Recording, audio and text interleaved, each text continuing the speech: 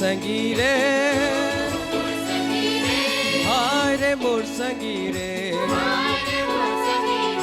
তোকে মই খোজনা তোকে মই চাহনা আও প্রভু মোর জীবনে তোকে মই খোজনা তোকে মই চাহনা আও প্রভু মোর জীবনে একবার প্রভু মোর সঙ্গীরে হায় রে মোর সঙ্গীরে তোকে মই খোজনা তোকে মই চাহনা আও প্রভু মোর জীবনে তোকে মই খোজনা তোকে মই চাহনা আও প্রভু মোর জীবনে আকাশকে দেখো না তারামানকে দেখো না মই আকাশকে দেখো না তারামানকে দেখো না মই Korea nawel mokere Korea nawel mokere Korea nawel mokere Akbar Akash ke dekho na taraman ke dekho na mo Korea nawel mokere Korea nawel mokere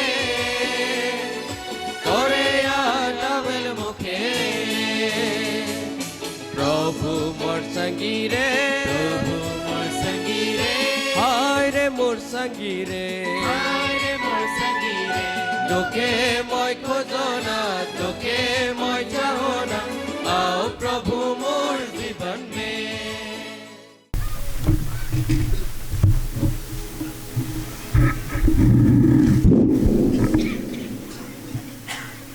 সকলো গৌৰৱ মহিমা প্ৰশংসা ঈশ্বৰৰ হওক আমেন আমেন আমেন ঠিক আছে আপোনালোক চবে এতিয়া সাৰে আছে টোপনি যোৱা নাই মৰাও নাই প্ৰেজ দ্য লৰ্ড আমাক জীয়াই ৰাখিছে ঈশ্বৰে তাৰ কাৰণে ধন্যবাদ দিছোঁ আজিৰ এই সন্ধিয়া কাৰ্যসূচীৰ সভাপতি চেয়াৰমেন মহাশয় আমাৰ ৰাভা এছ'চিয়েশ্যনৰ প্ৰাক্তন সভাপতি আৰু বৰ্তমানৰ নতুন সভাপতি সম্পাদক এক্সিকিউটিভ ছেক্ৰেটাৰী আমাৰ অতি মৰমৰ অতি প্ৰিয় ধীৰাজ ৰাভা ডাঙৰীয়া প্ৰমুখ্যে তেখেতৰ কমিটিসকল আৰু উপস্থিত থকা আমাৰ BBC নেকি আমাৰ বিষয়ববীয়াসকল আৰু শ্ৰদ্ধেয় ঈশ্বৰ বিশ্বাসী ভাই ভনীসকল আজি ৰাতিটো এই সময়টো আমাৰ কাৰণে অতি মূল্যৱান বুলি ভাবি ল'ব লাগিব সময়টো সদায় মূল্যৱান হয় কিন্তু আমি মূল্যৱান বুলি পাহৰি যাওঁ ইমান যে মূল্য আছে সময়টো আমি পাহৰি যাওঁ বাইবেলে সেইকাৰণে এই সময় কিনি ল'বা বুলি কৈছে আপোনালোকৰ যিটো থিম মোৰ কাৰণে দিছে সেইটো এফিচিয়া 5 অধ্যায়ৰ 16 আৰু 17 পদ আছে এফিচিয়া পত্ৰৰ বাইবেলৰ এফিচিয়াৰ 5 অধ্যায় 16 আৰু 17 পদ তাত লিখা আছে redeeming the time because the days are evil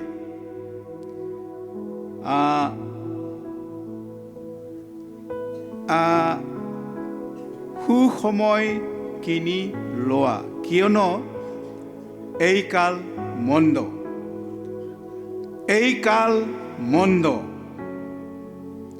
আৰু সময় কিনি লোৱা 16 পদ 17 পদত আছে সেইকাৰণে অজ্ঞান বা অবধ মূৰ্খ হৈ নাথাকিবা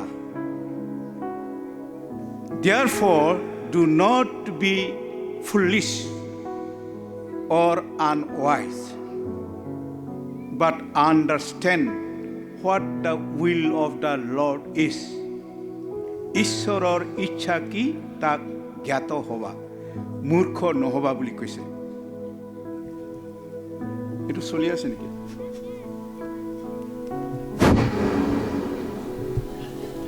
আমি বাইবেল লাহে লাহে পঢ়িম, ৰাতি হ'ল, সেইকাৰণে খুব বেছি দীঘলীয়া নকৰোঁ। আজি প্ৰথম ছেশ্যন। বাইবেলে কোৱাৰ দৰে সুসময় কিনি লোৱা, এই সময়টো মূল্যৱান সময়।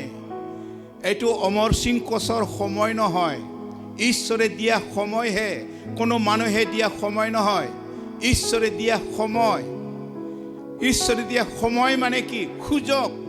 সেই সুযোগটো কেনেকুৱা সুযোগ? আত্মাৰ কাৰণে সুযোগ। আৰু এই পৃথিৱীত, এই জগতত জীয়াই থাকিবৰ কাৰণে আমাৰ কি কি প্ৰয়োজন, আমি কেনেকৈ চলিব লাগে, সেই সকলোবোৰ জানিবৰ কাৰণে এটা সময়, এটা সুযোগ। সুযোগ কোনটো কয়, সময় কোনটো কয়? যেতিয়া আমাৰ ওচৰত প্ৰভু থাকে, আমি যেতিয়া প্ৰাৰ্থনা কৰোঁ, আমি যেতিয়া কেইবাজনো 2-3জন বুলি কৈছে মথি সুসমাচাৰৰ, আপোনালোকে জানে মথি শুভবাৰ্তাৰ 18 অধ্যায় 20 পদত লিখা আছে সেই কথাটো। মই মানে দীঘলীয়া নকৰোঁ বুলি কৈছোঁ যে মুখেদি কম বাইবেলবিলাক, কিন্তু পঢ়ি পেলাই আকৌ বাইবেল পঢ়ি পেলাই সময় নষ্ট মই কৰিব নিবিচাৰোঁ, কাৰণ আমি সকলোৱে বাইবেল পঢ়া মানুহ হয়। তাত কোৱা আছে যে 2-3জন গোট খাই যদি একেলগে ঈশ্বৰৰ প্ৰশংসা কৰে, তাতে মই আছোঁ। অৰ্থাৎ ঈশ্বৰ তাত আছে, আমি ইয়াত ইমানবিলাক আছোঁ, গতিকে ঈশ্বৰ ইয়াত আছে। কিমানজনে বিশ্বাস কৰে ইয়াত ঈশ্বৰ আছে? বিশ্বাস কৰেনে? না, আপোনালোকে মনে মনে থাকিলে নহ'ব। ঈশ্বৰ মই সোধা নাই, ঈশ্বৰৰ বাক্যই সুধিছে আপোনালোকে বিশ্বাস কৰে নেকি ঈশ্বৰ ইয়াত আছে? যদি বিশ্বাস কৰে, হয় বিশ্বাস কৰোঁ বুলি কওক, জোৰেৰে কওক। বিশ্বাস কৰে নে? আমেন। ঈশ্বৰ ইয়াত আছে। ঈশ্বৰ আমাৰ লগত আছে, মোৰ লগত আছে, আপোনাৰ লগত আছে। ঈশ্বৰ মহান ঈশ্বৰ, সৰ্ববিৰাজমান, সকলোতে থাকে, চবৰ লগত থাকে, সকলো সময় দেখা পায় পৃথিৱীৰ কোনে কি কৰি আছে, কোন মানুহ কি কৰি আছে, কোনে ক'ত গৈ আছে, কোনে চুৰি কৰি আছে, কোনে কি ভাবি আছে। আপুনি নকোৱা কথাটো ঈশ্বৰ জানে, মনে মনে ভাবি থকাটো ঈশ্বৰ জানে। Praise the lord, praise the lord. ঈশ্বৰ সৰ্বজ্ঞ, ঈশ্বৰ সকলো জানে, লুকাই নাথাকে, লুকাই ৰাখিব নোৱাৰি, আমি চুৰ কৰিবও নোৱাৰোঁ। ইয়াত বাইবেলত লিখা আছে।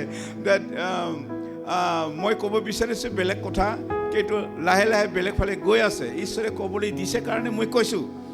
ইয়াত আমাৰ সময় মানে কি? আজিৰ সময়টো বাক্য পৰিৱেশন কৰা আৰু বাক্য শুনা, এইটো এটা ডাঙৰ সুযোগ, জীৱনৰ এটা সুন্দৰ সময়, সুযোগ। এইটো আজিৰ ৰাতিটো সদায় সময়টো সদায় মূল্যৱান, কিন্তু আজিটো বিশেষ, এটা বিশেষ আপোনাৰ কাৰণে আশীৰ্বাদ।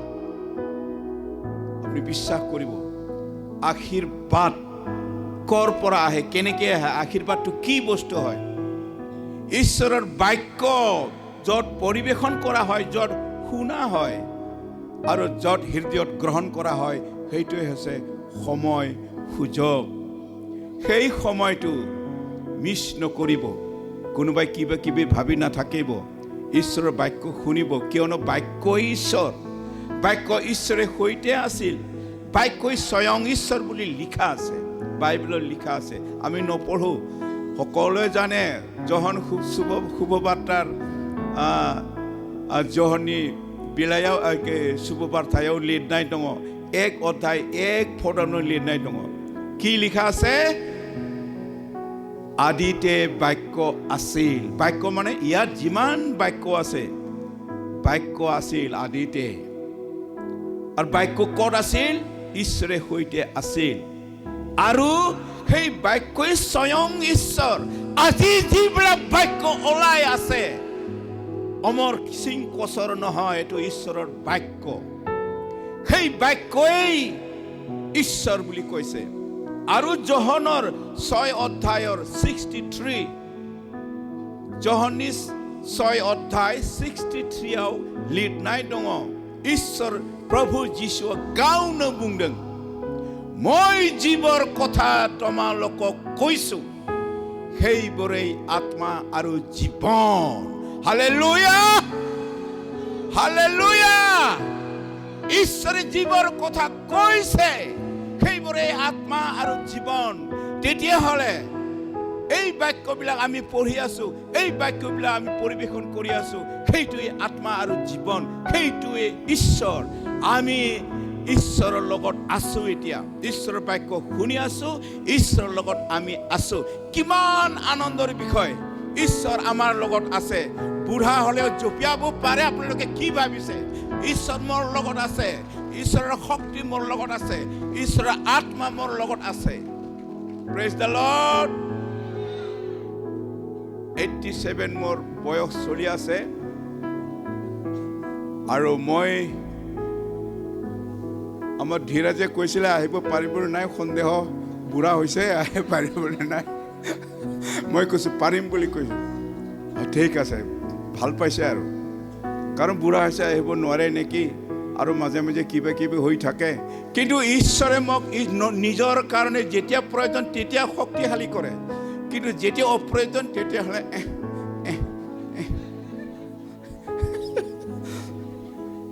সঁচা কথা কৈছো, একদম সঁচা।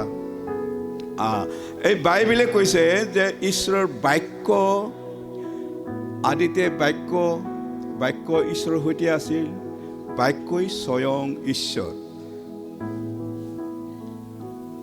আপুনি পঢ়ি দিব নেকি নাকি? কোনোবাই ভাবিব পাৰে হেই এই বুঢ়াটো মিছা কথা কৈছে, বাইবেলত তেনেকুৱা লিখা নাই।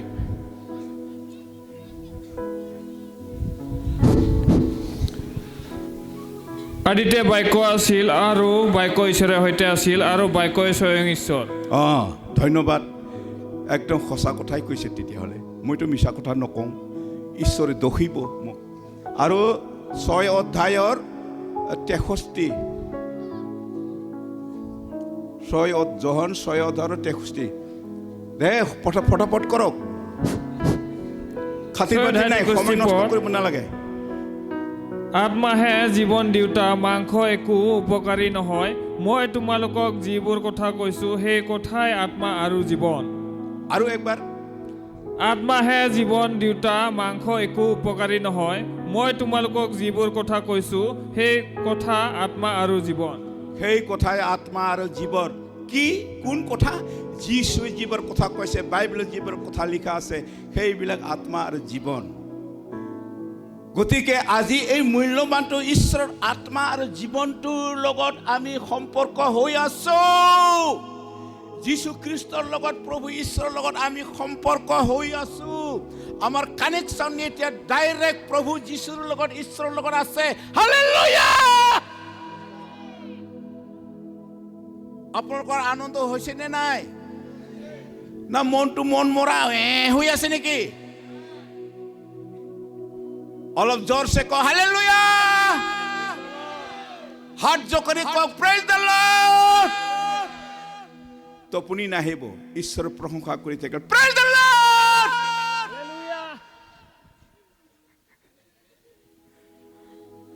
ঈশ্বৰ মহান হয়। The lord is great, greatly to be praised. ঈশ্বৰ মহান হয়, আৰু সেইকাৰণে ঈশ্বৰৰ প্ৰশংসা কৰিবলৈ কৃপণালী কৰিব নালাগে, কৃপণালী কৰিব নালাগে। কৃপণালী মানে অলপ অলপ ক'ব প্ৰেজ দ্য লৰ্ড, হালেলুয়া। এইটো জীৱন ঈশ্বৰে নিবিচাৰে। ঈশ্বৰে মহান ঈশ্বৰ। আমি শাৰীৰিক ৰূপে মহান নহ'বও পাৰোঁ, কিন্তু আমাৰ জীৱনটো, আমাৰ বিশ্বাসটো, আমি জীৱিত ঈশ্বৰৰ সন্তান, আমি মহানেই হয়। যিমান আছো আমি চবেই মহান হয়। মহান ঈশ্বৰৰ সন্তান হাতীৰ বেটাটো হাতীৰ সন্তানটো হাতীৰ পোৱালিটো হাতীয়ে হয় বাঘৰ পোৱালি বাঘে হয় ঈশ্বৰ হে পিতৃ ঈশ্বৰ বুলি কোৱা মানুহ সকলোৱে মহান ঈশ্বৰৰ সন্তান হয় সেইকাৰণে বাইবেলত লিখা আছে তোমালোকেই ঈশ্বৰ বিলাক গীতফোৰনি 82 ভাৰ্চ 6 লিখা আছে যোহনৰ 10 অধ্যায় 34 পদ 34 10 অধ্যায় 34 লিখা আছে তোমালোকেই ঈশ্বৰ বিলাক কিয় কৈছে ধেমালি কথা নেকি ধেমালি কৰিবলৈ লিখিছে নেকি এইটো প্ৰভু যীশু এইটো কি ধেমালি কৰি কথা কয় নেকি লিখা আছে হে বাবা বিশ্বাস নকৰে মই দুখ পাওঁ বিশ্বাস নকৰিলে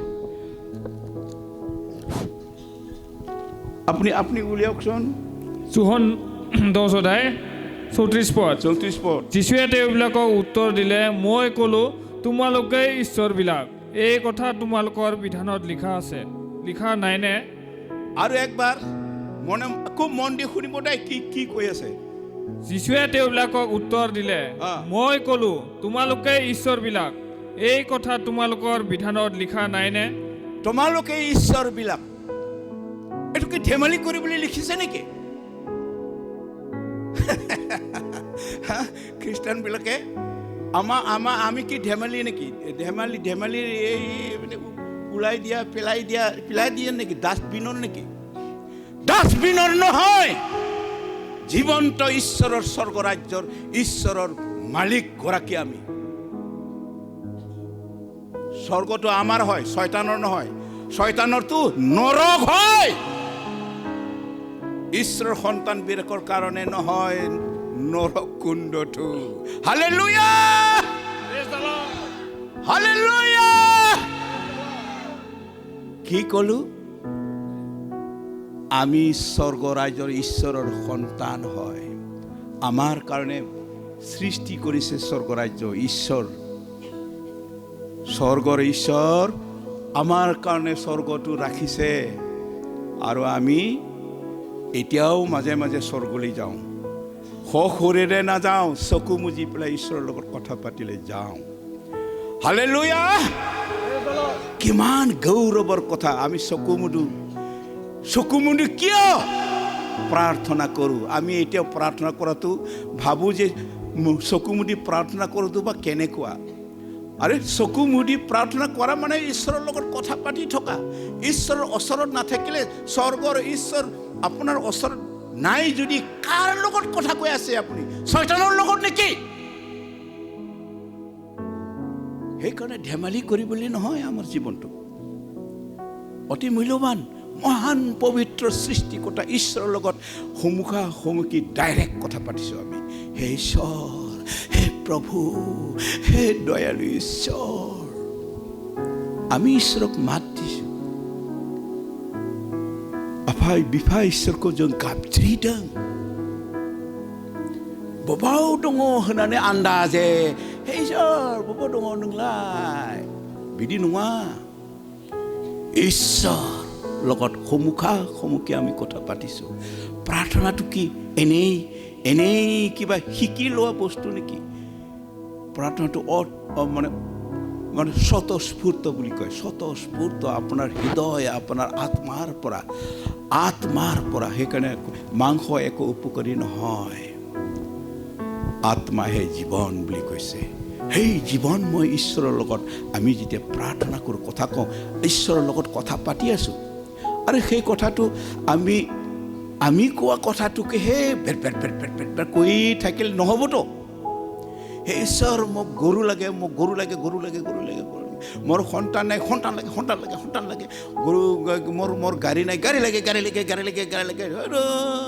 এইটো কৈ থাকিলে এইটো কথা নহয়তো ঈশ্বৰৰ লগত কথা পাতিব লাগিব আৰু ঈশ্বৰে কি কৈছে শুনিব লাগিব ঈশ্বৰে কয় আৰু সেইকাৰণে আমি যেতিয়া কথা পাতোঁ আপুনি ভাত খাইছেনে খাইছে যদি হয় খাইছে বুলি কয় আৰু আপুনি ভাত খাইছে যদি খোৱা নাই অলপ পিছত খাম এনেকৈ কয়। কথা কোনোবাই সুধিলে কোনোবাই উত্তৰ দিব লাগিব। ঈশ্বৰৰ লগত আমি প্ৰাৰ্থনা কৰোঁ মানে ঈশ্বৰৰ লগত কথা পাতি আছোঁ, ঈশ্বৰে আমাক উত্তৰ দিয়েতো। আৰু সেই উত্তৰটো নুশুনাকৈ থাকে, এইটো প্ৰাৰ্থনা নহয়, আন্তৰিকতা নাই, নিয়মৰ প্ৰাৰ্থনা হ'ব। সেইকাৰণে আমাৰ জীৱনটো মূল্যৱান জীৱন, সেইকাৰণে ঈশ্বৰ বুলি কৈছে। আমি ঈশ্বৰ নহওঁ, আমি নকওঁ যে আমি ঈশ্বৰ হয়, আমাৰ এই ঈশ্বৰত্ব আমাৰ নাই। কিন্তু যেতিয়া ঈশ্বৰ আমাত নিবাস करे, जेला इसोरा जोंनियाव थाफैयो, जोंनियाव बासा लायो, जोंनियाव उन्दुफैयो, जाफैयो, जिरायफैयो, जों थाबायोबा थाबायो, जोंजों लोगोसे इसोरा थायो। ঈশ্বৰ আমাৰ লগত সকলো সময় থাকে। চকু মুজিলেও খোজকাঢ়িলেও পিতৃ ঈশ্বৰ তুমিতো আছা, মই অমুক জাগাত গৈ মই ওদালগুৰিত গৈ আছোঁ, ৰাস্তা নাজানো, প্ৰভু তুমি দেখুৱাই লৈ যাবা। উপায় দিলে, মই ফোন কৰিলোঁ, ধনেশ্বৰক ফোন কৰিলোঁ, এই মাধৱক ফোন কৰিলোঁ যে আচ্ছা ওদালগুৰিৰ পৰা কেনেকৈ যাব লাগে, এনেকৈ গ'লে হ'ব, অমুক এনেকৈ হ'লে যে আহিব। এওঁলোকে উত্তৰটো সেইটোৱেই। মই প্ৰাৰ্থনা কৰিছোঁ, ঈশ্বৰ মানে ওদালগুৰিলৈকেতো মই যাব পাৰোঁ, কিন্তু এইখন গাঁও বালি গাঁওটো মই নাজানো। শুনিছিলোঁ মই নলখামাৰাৰ কথা, নলখামাৰাতো আমাৰ অৰুণ আছিল, মই এইবিলাকতো জানো, খুব শুনিছোঁ বৰবেঙেৰাৰ কথা, বৰবেঙেৰাৰ মানুহবিলাকেও মোক মাতিছিলে, আপুনি আহিব লাগিব আমাৰ মন্দিৰলৈ, অমুক তুমি এনেকৈ বহুত মানে পৰিচিত আছে, কিন্তু জেগাটো মই লোকেশ্যনটো দেখা নাই। আহিম সেইকাৰণে মই মনে মনে প্ৰাৰ্থনা কৰিছোঁ। মোৰ তৃতীয় জোঁৱাইটো আছে ইয়াতে, জোঁৱাইক লৈ আহিছোঁ। মই বুঢ়া হৈছোঁ, এতিয়া এনেই শাৰীৰিক ৰূপে গাইড একজন লাগে বুলি পেলাই মই লৈ আনিছোঁ। তাৰপিছত মইতো আৰু সেই গুগল এইবিলাকতো নাজানো, আজিকালি বোলে গুগলৰ কি দেখে বোলে, মইতো গুগল নাজানো। তাৰপিছত এনেই আমাৰ জোঁৱাইটোৱে কাৰ লগত কি কানেকশ্যন কৰিলে বোলে ক'লে যে এনেকুৱা গুগল দি দিছে, সেই ৰাস্তা দেখুৱাই আমি ওলাই আহি গ'লোঁ। ঈশ্বৰৰ উত্তৰ হয়। আমি প্ৰাৰ্থনা কৰিছোঁ, প্ৰভু গৈ আছোঁ, তুমি লগত থাকিবা, কিন্তু জেগাটো লোকেশ্যনটো মই একজেক্ট নাজানো। ওদালগুৰিতো জানো, বহুবাৰ আহিছোঁ, কিন্তু এইটো নাজানো। উত্তৰ দি দিলে, আহি পালোঁ ধুনীয়া এটা ঘৰত, আৰামছে ৰেষ্ট ল'বলৈ দিলে। ইমান আৰাম, ঘৰতো আৰাম নাপাওঁ ৰে ভাই, মোক যে ইমান ধুনীয়াকৈ ৰাখিছে, ইমান আৰামছে ৰাখিছে, মোৰ ঘৰতো ইমান আৰাম মোৰ নাই, কিন্তু ইয়াত খুব আৰাম পাইছোঁ। এইবিলাক কি, এই বুঢ়া মানুহক ঈশ্বৰে জানে যে কাক কেনেকৈ ৰাখিব লাগে, প্ৰভিজন এনেকৈ ৰাখিছে। গৰম মানে ঠাণ্ডাটো বেছি হয় বুঢ়াবিলাকৰ, গৰম পানী পোৱা যায় তাতে, এই গৰম পানী মিহলাই গা ধুওঁ, কিমান আঠে বেঠে যত্ন কৰিলে। এইবিলাক চব ঈশ্বৰৰ উত্তৰ। সেইকাৰণে প্ৰাৰ্থনাটো ঈশ্বৰৰ কথাও শুনিব লাগে, সেই ঈশ্বৰ বিশ্বাস কৰিব লাগে। প্ৰাৰ্থনা ঈশ্বৰৰ কথা নুশুনাকৈ অকলে নিজে কৰি থকাটো নহয়। ইয়াত মই ঈশ্বৰৰ হৈ কথা কৈ আছোঁ, আৰু আপোনালোকে এই কথাটো উত্তৰ দিব লাগে। উত্তৰ নিদিলে কেনেকুৱা হ'ব, ঈশ্বৰকহে উত্তৰ নিদিয়াৰ নিচিনা হ'ব। গতিকে এক্সচেঞ্জ, পৰস্পৰ এটা ৰিলেশ্যন এটা থাকিব লাগে, সম্পৰ্ক থাকিব লাগে। আমাৰ ঈশ্বৰৰ লগত যেনেকুৱা সম্পৰ্ক, এতিয়া সেই বাক্যৰ দ্বাৰাই আমাৰ ঈশ্বৰৰ লগত সম্পৰ্ক হৈ আছে। এই সময়টো নষ্ট নকৰিব। এই সময়টো ডেঞ্জাৰাছ সময়, এই সময়টো এনেকুৱা সময়, ছফনিয়াত লিখা আছে, মই চাই থাকোঁ, ব্যৱহাৰবিলাক চাই থাকোঁ, মই জানো, মই চিনি পাওঁ, মই দুখও পাওঁ, মই আনন্দও কৰোঁ। কিন্তু ঈশ্বৰে কৈছে মই দুখ পাওঁ, বেজাৰ পাওঁ। কিয়? যে ইমানবোৰ কথা কোৱা স্বত্তেও, বাৰে গলে বেখুনো বুনাইনি সেয়াওবো, ইমানবোৰ কথা কোৱা স্বত্তেও, বাইবেল প্ৰথমৰ পৰা শেষলৈকে পঢ়ি শেষ কৰিলেও, শুনি শেষ কৰিলেও জীৱনটো একেই থাকে। ঈশ্বৰ তাত চকুলো টুকে। ঈশ্বৰ তেতিয়া চকুলো টুকে। বাইবেলত লিখা আছে 11 অধ্যায় যোহনৰে 35 পদত লিখা আছে, যেতিয়া লাজাৰ মৰি গৈ কবৰৰ ভিতৰত আছিলে, মাতা আৰু মৰিয়মৰ ভাই লাজাৰ, তেতিয়া প্ৰভু যীশুৱে কৈছিলে, তাৰ ওচৰত গৈছিল। মানুহবিলাকে ভাবিছে এই লাজাৰক খুব ভাল পায় যীশুৱে বুলি ভাবিছে, সাধাৰণ কথা ভাবিছে, সাধাৰণ কথা। কিন্তু প্ৰভু যীশুৱে লাজাৰক ভাল পাই কান্দা নাই। প্ৰভু যীশুৱে লাজাৰক ভাল পাই প্ৰেম কৰাৰ কাৰণে কান্দা নাই। কান্দিছে মানে কি, লাজাৰৰ নিচিনা মানুহবিলাক মোৰ কথা শুনিলেও নুশুনাৰ নিচিনা, মৰি কি কয় কবৰৰ ভিতৰত শুই থকা মৃত মানুহৰ নিচিনা চেতনাবিহীন হৈ থাকে বুলি কৈছে। আত্মাৰ কথা এইটো, আত্মাৰ কথা, মুখৰ মানুহৰ কথা নহয়। কেনেকুৱা যে এই জগতৰ মানুহবিলাক এই লাজাৰৰ নিচিনা। লাজাৰৰ কাৰণে প্ৰভু যীশু কান্দিব, কিয় কান্দিব? লাজাৰটো কোন হয়? জগতৰ এজন ল'ৰা হয়, মানুহ হয়, দুখ হয়। মানুহ বেমাৰ হ'লে দুখ হয়, চবৰে হয়। মোৰ একো নহ'লেও, সম্বন্ধীয় মানুহ নহ'লেও যদি বেমাৰত কৰি থাকে তেতিয়াহ'লে মোৰো দুখ লাগিব। কিন্তু প্ৰভু যীশু ঈশ্বৰ হয়, আলফা আৰু ওমেগা হয়, ত্ৰাণকৰ্তা হয়। সেই অভিষিক্তজন এজন মানুহ মৰাৰ কাৰণে কান্দিব নেকি? নাকান্দে। সেইটো দেখুৱাইছে, মই লাজাৰৰ কাৰণে মই কান্দিছোঁ নহয়, তোমালোকৰ কাৰণে কান্দিছোঁ। এই পৃথিৱীৰ মানুহবিলাক ঈশ্বৰৰ বাক্য শুনিও নুশুনে, শুনিও নুবুজে, বুজিলেও হৃদয়ংগম নকৰে, আৰু বহুত জানিলেও সেইমতে জীৱন নচলে। বহুত জানে শাস্ত্ৰৰ কথা, থিওলজিৰ কথা, কিন্তু সেইমতে নচলিলে ঈশ্বৰে কিমান দুখ পায় জানে? এই মৃত লাজাৰতকৈও বেছি দুখ পায়। মৃত লাজাৰৰ কাৰণে কান্দা নাই যীশু। অভিষেক্তজনা কান্দিছে আমাৰ কাৰণে।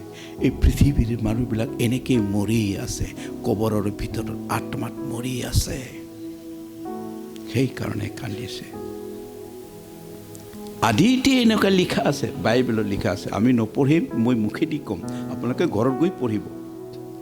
আদি পুস্তকতে লিখা আছে 6 অধ্যায়ত, খুব মানে দূৰত নহয়, মাত্ৰ 6 অধ্যায়, তাতে লিখা আছে, ঈশ্বৰে বেজাৰ পালে মানুহ নিৰ্মাণ কৰি ঈশ্বৰে নিজে সৃষ্টি কৰা মানুহক, মানুহৰ জীৱন, মানুহৰ চৰিত্ৰ স্বভাৱ, মানুহৰ হৃদয় ঈশ্বৰক স্থান দিবই নোখোজে। फोरबो इसोरखौ जायगा होनो बायो। नंखाय बे संसारनि बिषयफोरखौसो बहाय जायगा होयो। এই শয়তানে যেটো কৰিবলৈ কয় হেতুহে কৰিবলৈ যায়। সেইকাৰণে হেতুই আমি বহুত জানো কিন্তু পালন নকৰোঁ। পালনটো হেতুই হয়। হালেলুয়া। পালন যিজনে পালন কৰে সেই পালন কৰাজন ঈশ্বৰৰ সন্তান আৰু সেইজনেই ঈশ্বৰ। এইটো ইণ্টাৰপ্ৰিটেশ্যন, স্পিৰিচুৱেল ইণ্টাৰপ্ৰিটেশ্যন। এইটো আত্মিক অৰ্থ। এইটো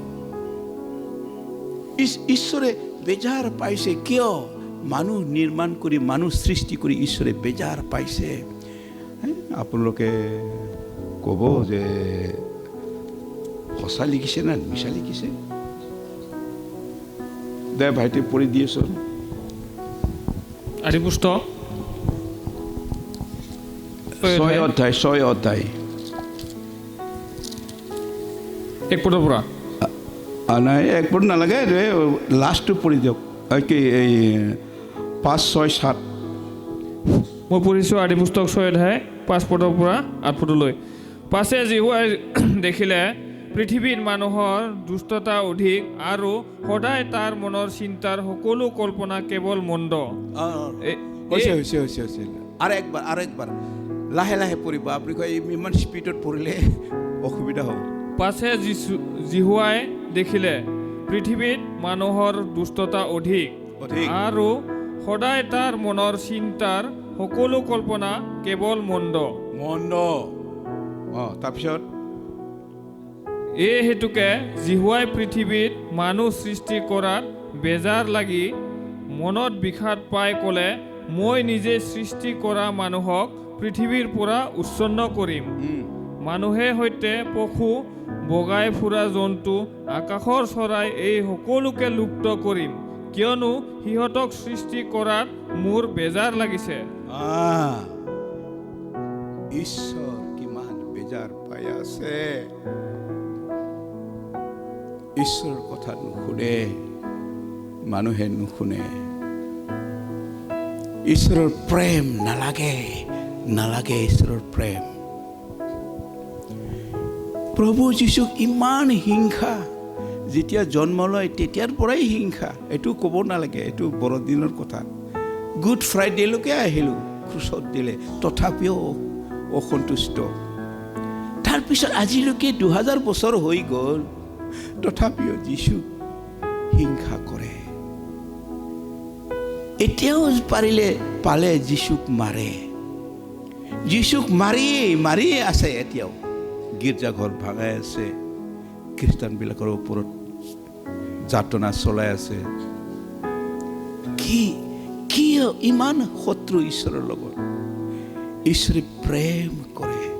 আপোনাৰ একো ক্ষতিটো কৰা নাই। আপোনাক পৰিত্ৰাণ দিবলৈ কালভাৰী ক্ৰুচত তেজ বহাই দিছে বিনা মূল্যে। সেই প্ৰভু যীশু কি ক্ষতি কৰিছে আপোনাৰ? কোনোবাই ক'ব পাৰেনে? আপোনাৰ গৰু হাল চুৰি কৰি লৈ গৈছে প্ৰভু যীশুৱে? আপোনাৰ ধন সম্পত্তি লুট কৰি লৈ গৈছে প্ৰভু যীশুৱে? কোনেও সাক্ষী দিব নোৱাৰে ঈশ্বৰৰ বিৰুদ্ধে, মানুহৰ বিৰুদ্ধে প্ৰভু যীশু কিবা কাম কৰিছে। আজিলৈকে কোনো উত্তৰ নাই।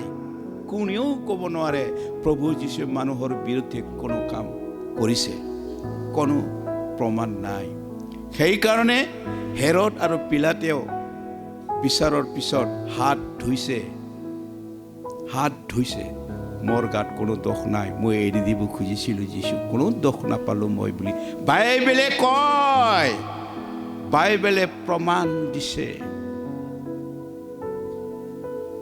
অথচ সেই যীশুক ঘৃণ কৰে, সেই যীশুক শত্ৰু বুলি জ্ঞান কৰে, আৰু সেইকাৰণে গীৰ্জাঘৰ ভাঙাই দিয়ে, খ্ৰীষ্টান হ'লে ক্ষতি কৰে, হিংসা কৰে। কি কৰি আছে?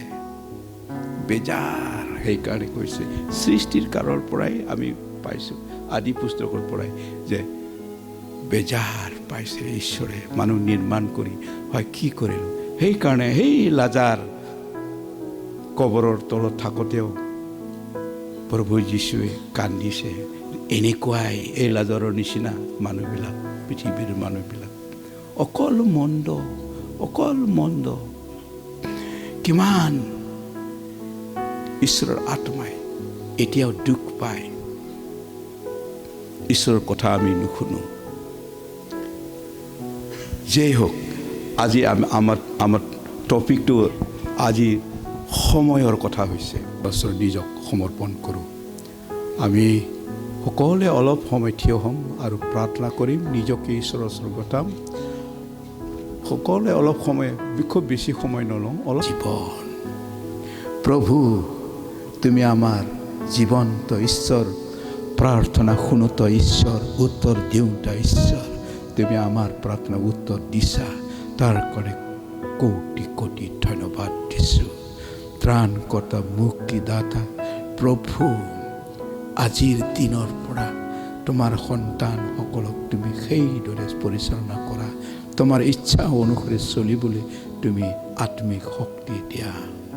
তোমাৰ গৌৰৱৰ কাৰণে হওক, তোমাৰ মহিমাৰ কাৰণে হওক প্ৰভু।